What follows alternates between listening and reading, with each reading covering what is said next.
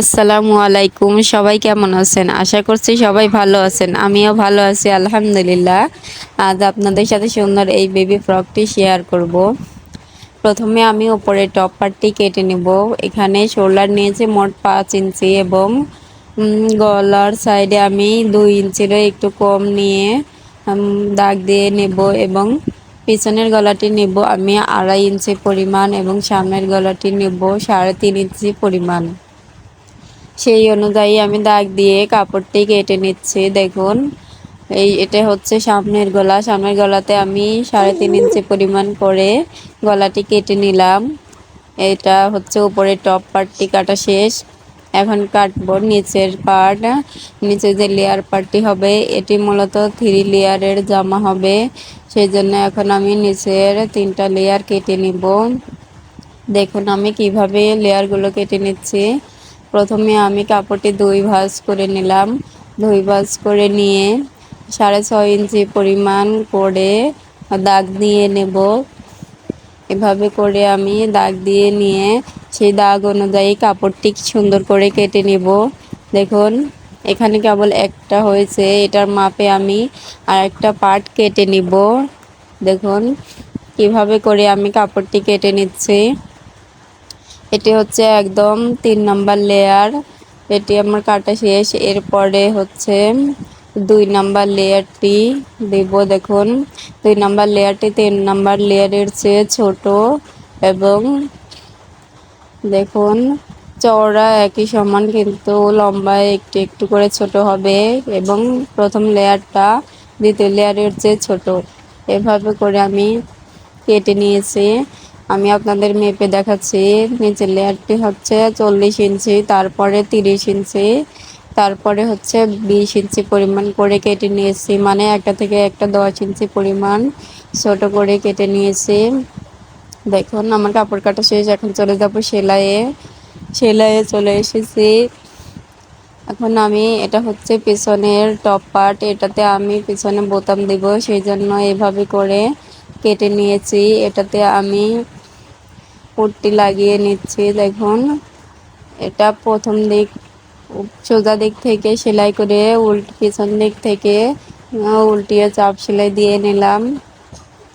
এখন এই সাইডেরটা হবে পিছন দিক থেকে লাগিয়ে নিচ্ছি। পিছন দিক থেকে লাগিয়ে সামনের দিকে উল্টিয়ে 2 ভাঁজ করে আমি উপর থেকে চাপ সেলাই দিয়ে নেব। দেখুন কিভাবে চাপ সেলাইটা দিয়ে নিলাম। এভাবে করে এখানে আমি 2টা বোতাম লাগাবো, সেই অনুযায়ী কাপড় রেখে আমি সেলাইটি দিয়ে নিচ্ছি। দেখুন এভাবে করে আমার সেলাই দেওয়া হয়ে গিয়েছে, দেখতে এরকম হয়েছে। এরপরে দুটো পার্ট একসাথে রেখে আমি শোল্ডারটি সেলাই করে নেব। এভাবে এক সাইড সেলাই করার পর আমি অপর সাইডটিও সেমভাবে সেলাই করে নিয়েছি। দেখুন কিভাবে সেলাই করে নিয়েছি। এখন আমি গলাতে চিকন পাইপিং লাগিয়ে নেব, সেই জন্য কাপড়টি সোজা সাইড থেকে সেলাই করে নিলাম। সেলাই করে নিয়ে ছোট ছোট করে কেটে নিব যাতে গলার সেলাইটি করতে সুবিধা হয়। এভাবে করে কাপড়টি 2 ভাঁজ করে উপর দিয়ে চাপ সেলাই দিয়ে নেব। দেখুন আমার গলাটি তৈরি হয়ে গিয়েছে। এরপর আমি হাতা সাইডেও সেমভাবে কাপড়টি লাগিয়ে নেব। দেখুন এভাবে করে 2 হাতায় আমার কাপড়টি লাগিয়ে নেওয়া হয়ে গিয়েছে। এখন আমি নিচের পাটে চলে এসেছি। নিচের পাটে আমি প্রথম লেয়ারটি এভাবে করে কুচি দিয়ে সেলাই করে নিব। এটা হচ্ছে উপরের পার্ট। আপনি হচ্ছে পেটের মাপ অনুযায়ী সেলাই করে নেবেন। এখানে এটা 2য় নাম্বার লেয়ারটাও আমি সেলাই করে নিলাম। এখন সেলাই করে নেব 3য় নাম্বার লেয়ারটি। করে আমি সবগুলো লেয়ার সেলাই করে নেব।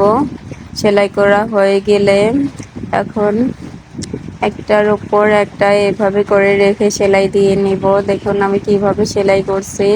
প্রথমে নিচের পার্টটি রেখে উপরে কুচি দেওয়া পার্টটা দিয়ে সেলাই করে নিচ্ছি।